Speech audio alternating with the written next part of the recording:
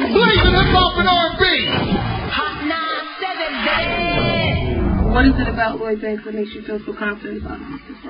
Oh man, I think, you know, when I think artists, I think the three things that make a good artist is, you know, quality material, appearance, and performance. And I think he has all those things, but I think the way he writes, he chooses to word his phrases and expressions, and the way he puts together his punchlines is definitely his strongest point. Okay. And just another tip, I guess outside of it, who's your favorite artist? Oh man, right now, yeah, honestly, right now, Young Buck.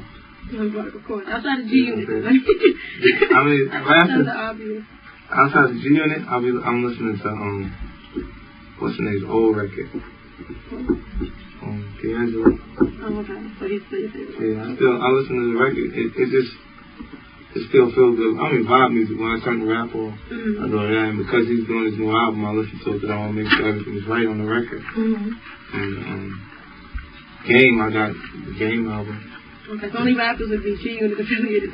Just because I listen to everything else that's out there on the mixtape circuit and everything that's being leaked onto the street before the album go on sale. And I listen to what they're doing at the same time because I just started working on my new album.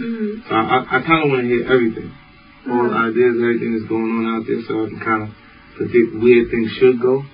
You know, I don't want to do the same things that been done over and over, so I check it out. And right now, I think they're the best right now because like, I'm listening to them and they're going whoa, like changing when I'm making music and then he makes a song and I'm listening to Buck's song and listening to Game and I'm like, it's altering my direction because I'm hearing what they're creating at the same time too. And then I go in another direction with it. And I'm sure my music does the same thing. I probably gave them pretty much their whole structure from the success of Get Rich or Die Trying, because they get a chance to see up close how it impacted, you know. But they've been everywhere with me, every performance, every show, everything. And just also speaking, I'm asking the same thing, but how do you feel, I guess, from coming from underneath you? Like, do you feel like that's going to be... I feel it's great. I mean, it puts him in a spot where he can... He's definitely going to get a good shot. Beg for Mercy, for me, that wasn't even an album that, like, I didn't care about how that record did. I just was trying to set them up. And so we made the best possible record to showcase them and their talent. You know, if it was about me, the records would have been a lot more aggressive. You know, just because I feel like once you work from the underdog position into a position where people feel like they're the crowd favorite, some people tend to turn on you. Just a little bit, and I wouldn't react to it by, even though I maintain being humble as a person when I interact with people, I will become more aggressive. You know, where I'm from, either you're the aggressor or you're the victim. You know, so you become more aggressive in situations. So that's what my first reaction would be. Okay. All right. That's pretty much it, really. Actually, before you have a question, this is about the Playboy thing.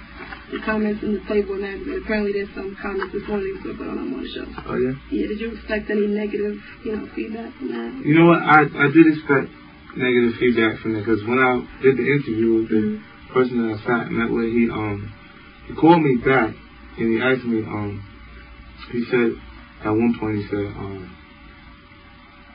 well, 50, at one point in the interview, you said you're not prejudiced towards gay people. And then he said, then there's another point that you said you don't hang around faggots. Now, only a man that might be fruity or might have people in his presence to surround him would be offended by me telling you that. You know what I'm saying that thing, because the way we say things, like where I'm from, in my hood, we say things exactly like whatever the way you come up with to express it. You know what I mean? So saying faggot doesn't necessarily, faggot, gay, fruity, flaming, it's all the same thing. You know what I mean? And our heads, which word you choose to say at that point, we still come across what you're actually saying.